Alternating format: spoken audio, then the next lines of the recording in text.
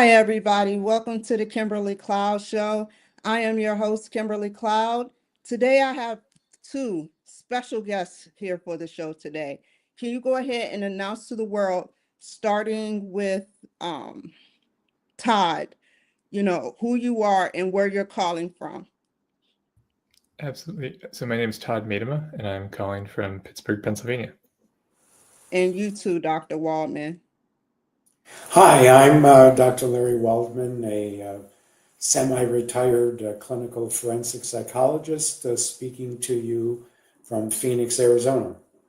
I didn't mean to take up your time. I was on another interview, but now we're going to dig into men overcoming challenges, the questions, the great questions that I have, starting with number one. How do societal expectations of being the provider affect men's mental health and stress levels? And that question is for you, Dr. Waldman. Well, financial stress is one of the major ones befalling us all.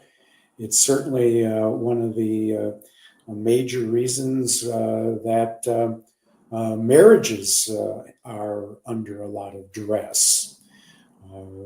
The old adage, money, sex, in-laws, kids, those pretty much seal the deal, if you will. So trying to earn a living, a decent one, is challenging, and many men struggle with that.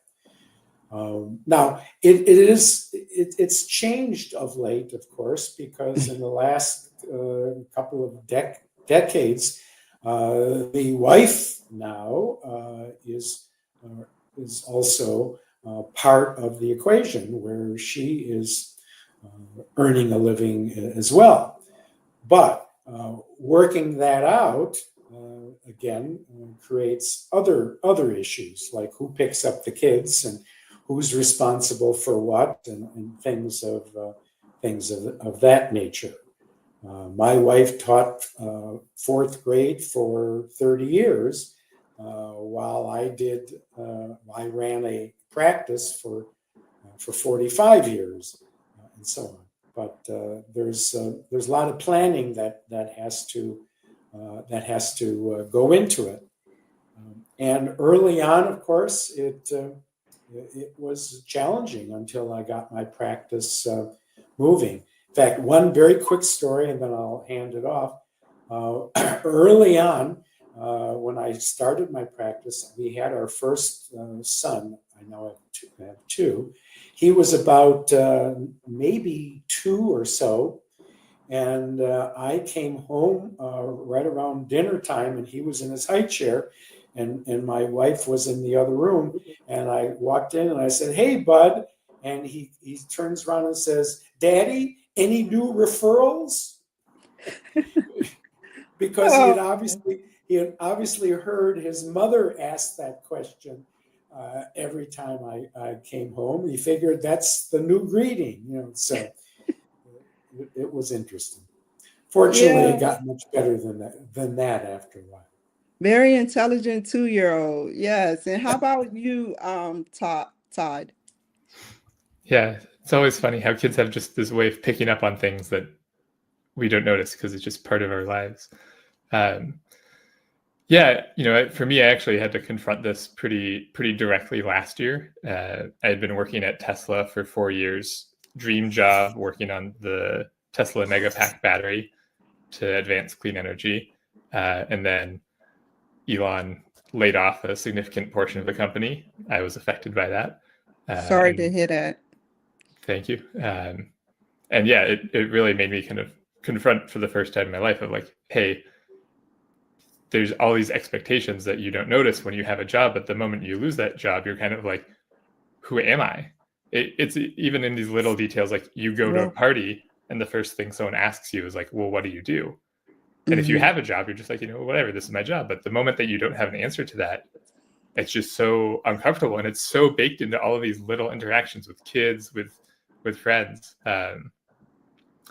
And so my partner is French, and we've had the good fortune to be able to visit her family in France a few times now. And one of the things I've come to appreciate about other cultures is they do things differently. And in France, at least, what you do for work is much less socially important. We've met people there. I've had multiple interactions with the same people, hours and hours and hours of talking to them, and I still don't know what they do for work. Whereas in the US, it's like the first thing you do is like, "Hi, I'm Joe. I do this." So I think there's almost an interesting opportunity for us as individuals to shift the culture a bit, and maybe don't ask someone what they do as like your first question. And how does this, Todd, affects a man's mental health and stress levels? I think it does play a lot into stress, because even if we aren't consciously aware of it, we're definitely unconsciously aware of it, of how we fight for our jobs, how we're afraid of losing them, and that puts us in a poverty mindset. If you're doing something because you're afraid of losing it, you're not going to make the best decision for yourself or for the world, compared to if you're doing it because you want to do it. Well said. And Dr. Wallman, in what ways do men struggle with expressing emotions due to stereotypes about masculinity? Well, that's been a very long issue. One of the books I wrote was "How Come I Love Him but Can't Live with Him," and people ask me, "Well, why did you take the women's perspective?" And I said very clearly, because 90% of my customers who would buy a book like this will be women.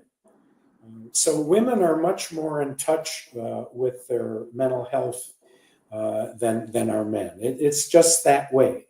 When you're a little boy and you fall down and skin your knee and you start to cry, if you're a little boy, what do your parents say, particularly your dad? "Oh, come on, suck it up," and so forth. If you're a little girl, it's, "Oh, come here, sweetie," and so on.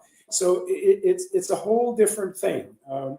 Men grow up really believing that you need to hide your emotions.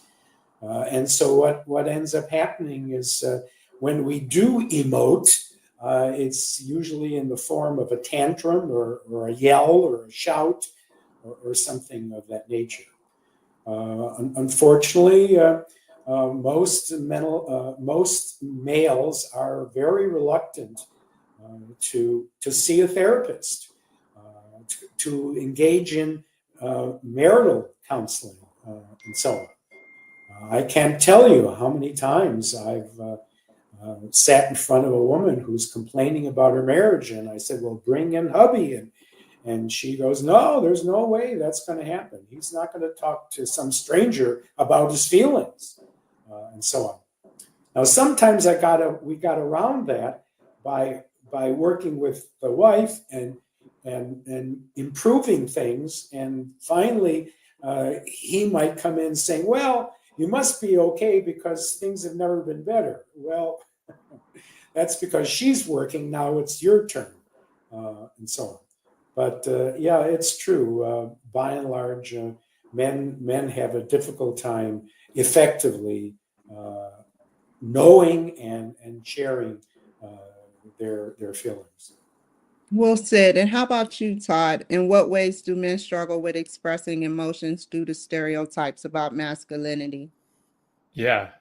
So I've been doing therapy for over 10 years, and it's still hard. I think to the doctor's point, there's just so much cultural reinforcement of like literally the phrase "man up" is like, you are a man, don't express emotion.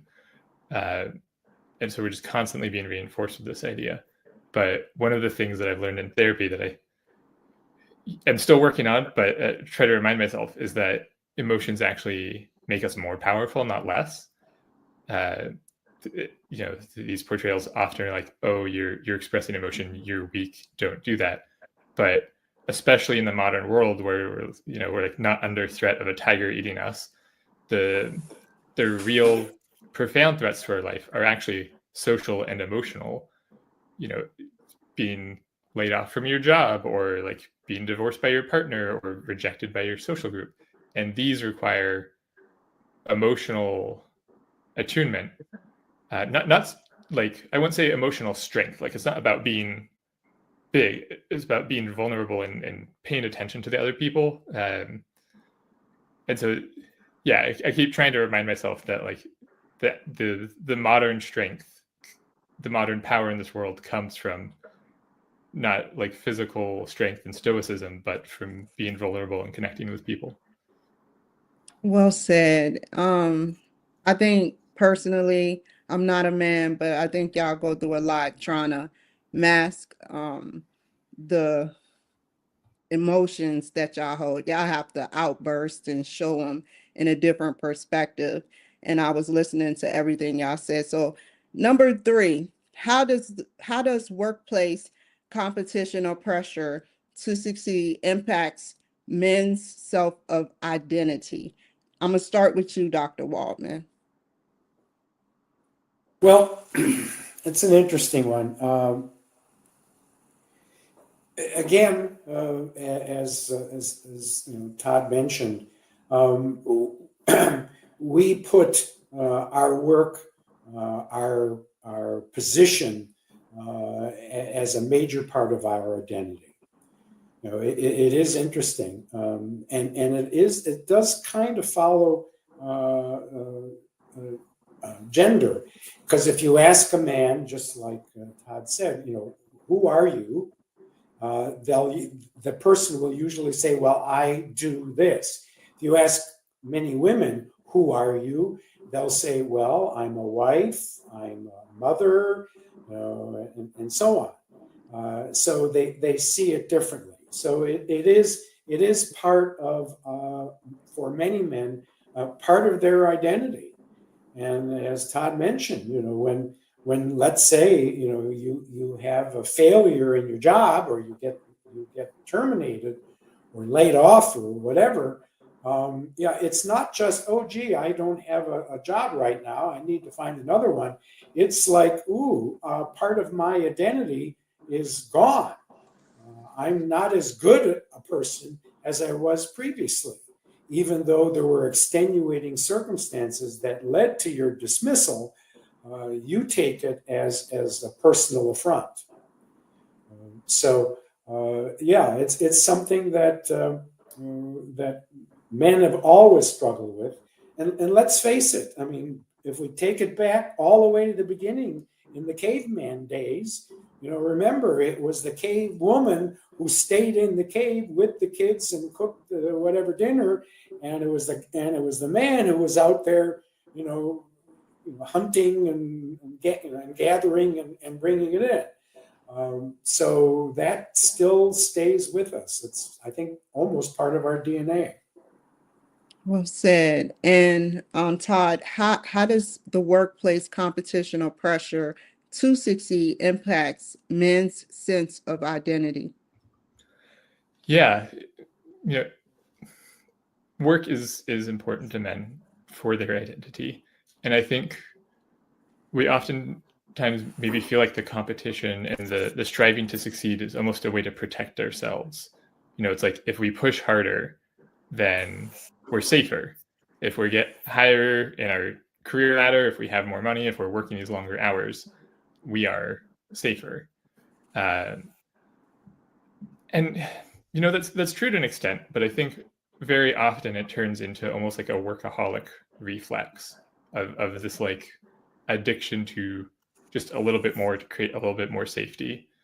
I've met plenty of guys who have plenty of money, they earn tons of money, and yet they're still working harder, they're still burning themselves out, instead of being with their family or friends or doing things that recharge and refill them. And to me, when I see these behaviors where it's like you're pushing yourself to the detriment of your own health, when it's like factually not necessary. If you have $1 million in your bank account, it's really not necessary to be like grinding yourself into dust to earn another million. And so that to me speaks of these poverty, these addiction behaviors that are really enforced by our ideas about what a man should be, that they should sacrifice themselves to create a impossible bulwark of safety, when in reality so much in the world is beyond our control, and you really cannot create on your own a infinitely safe, indestructible wall around you and your family. There's almost this like vulnerability, this letting go, this accepting that no matter how hard I work, I could be laid off, I could lose my job. And I trust in myself, I trust in my family and friends and support network that even if that happens, I will be okay. Okay. I think y'all have it the worst because y'all have to collide with different personalities, you know, in the workplace competition. So I get what y'all saying. So number 4, and this question is going to start off with Todd. What challenges do men face when trying to balance family responsibilities with career demands?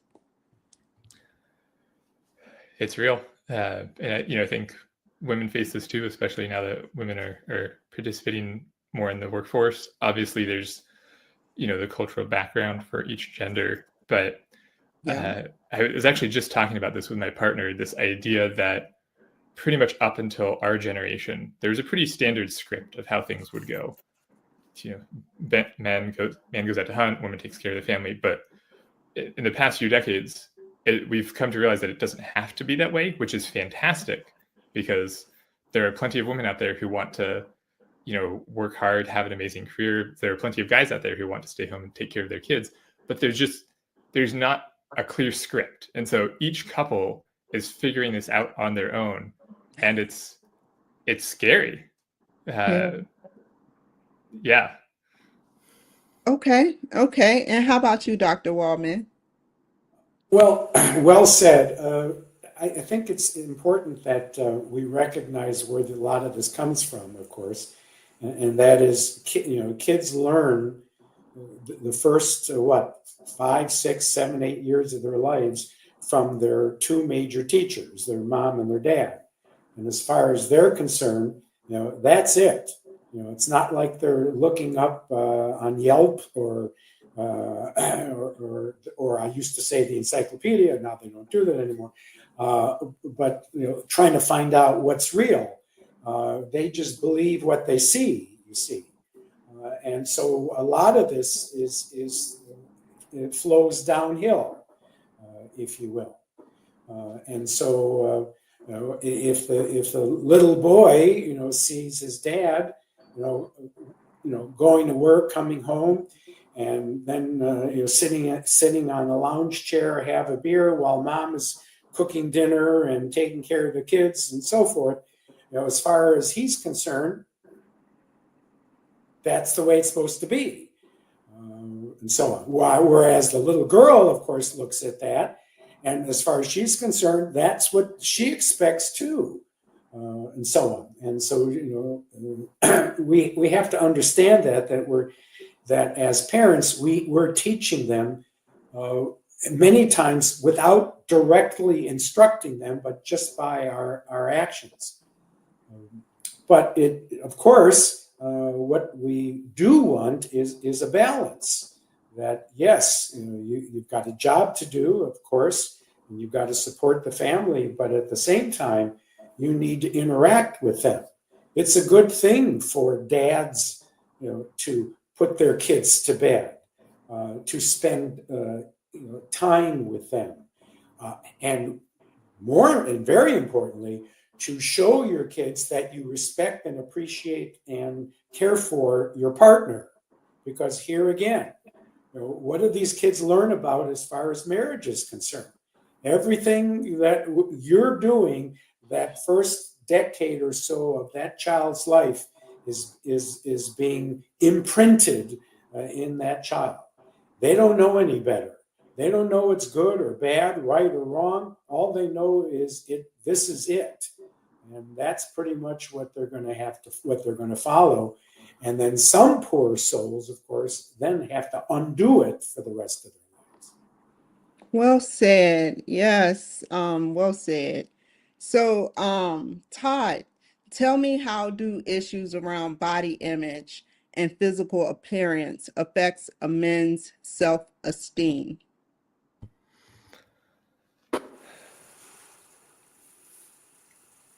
Hello? Yeah, thinking. Oh, okay. Sorry. Yeah. Sometimes I do this. My partner laughs at me, is like, "Hello." Yeah. uh, I think the idea of women's body image has been pretty well talked about in the media, of how toxic that has been. Uh, and we are starting to have some conversations about men's body image as well. But it is useful to think that, like, anytime you see something happening to one gender, there's probably the opposite happening to the other gender, because they kind of act as a mirror for each other. And so, with women's body image issues, we saw like a obsession about thinness that turned out to be unhealthy. With men, I think there's this, like, men must be super muscular and fit. Like, you look at, like, any sort of action movie, and it's like the men always have like a 12 pack and biceps the size of a basketball. And it's like, that's frankly unrealistic. And anytime we have those unrealistic expectations for ourselves or for other people, be it physical or emotional or mental or job wise, those unrealistic expectations push us to do behaviors that make us frankly unhealthy and unhappy. Wow, that was intelligent. So how do issues around body image and physical appearance affects a man's self-esteem, Dr. Waldman? I think it varies over time. I mean, Todd's absolutely correct. It's much more of a woman's issue than for many men. Frankly, some men just don't really care very much. But as a senior, I can tell you that far too many men. It's not so much a matter of their how they look, if you will, but their overall physical health. That is something that I actually talk a lot about in terms of wise aging. I continue to stay fit, and I teach yoga and do it myself. And I really try to get as many senior men into a yoga class to avail themselves of the benefit, so that they can reach down and pick something up off the floor, or get off the couch, or not ask for help to get off the floor, get up off the floor, and so on. And unfortunately, a lot of men, as they round that half century mark, they take the attitude as like, who cares, right? No one's looking at me anymore, and so on. I've been married, and a couple of decades, and so forth. So it doesn't make that much difference, and it's not just how you look, and it's more like how you feel, and most importantly, what kind of life are you going to have, later on. I mean, I want to take long bike rides with my grandchildren, and so forth. In fact, I just happened to have a sleepover with my grandson, who's 10, and we're talking about maybe biking along the Danube in another couple of years. And even though I'll be 79 here in about a month, Wow, I congratulations. We well, live to I 79. intend to be able to continue to do that, and I Yeah. certainly can now. So yeah, it's something that I wish more men thought about, and that is staying healthy as you reach those golden years. Well said. Much respect. Todd, what barriers exist for men seeking mental health support or therapy? Yeah, I think in terms of societal structural barriers, we know that the U.S. is having basically a mental health epidemic, and that access to therapists is pretty limited, which just makes it hard to find time on their calendar, which makes it more expensive. And that obviously affects both women and men pretty equally. But I do think there are some unique challenges to men finding the right therapist to talk to, one who can relate to you more, and also just that kind of core societal pressure of understanding that you should talk to someone about your emotions and that it's okay and not a sign of weakness. That is a big hurdle to overcome. And just I want to remind any man on the call that by being more in tune with your emotions, you will actually become a more powerful person, and you will have richer, more fulfilling, and happier relationships in your life. Okay, well said. And how about you, Dr. Waldman? Great question. If anything good came out of COVID, is that there has been a much more discussion about mental health. There's no question that, and I touched on this before, that men have shied away as a rule, from that arena, and it's beginning to shift a little bit, maybe a lot.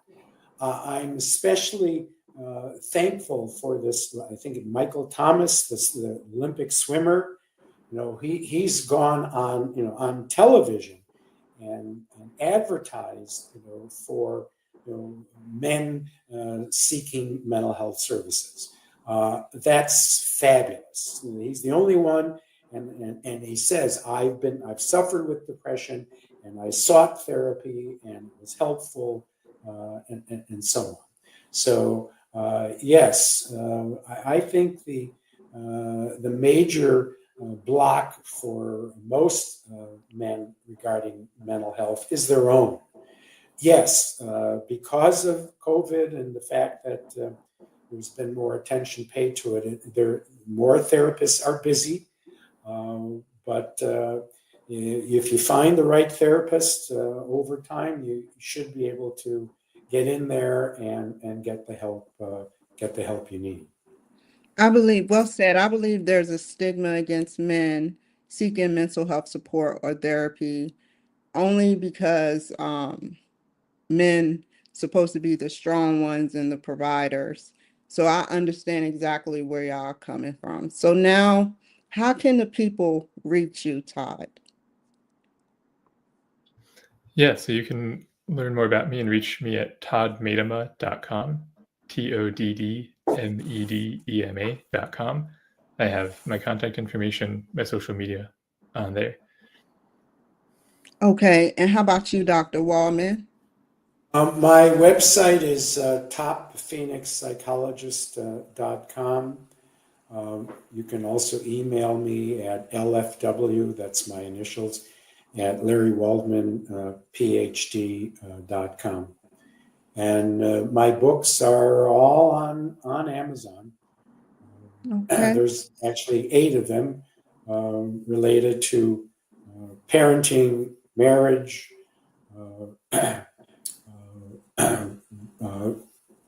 being successful, and wise aging as well.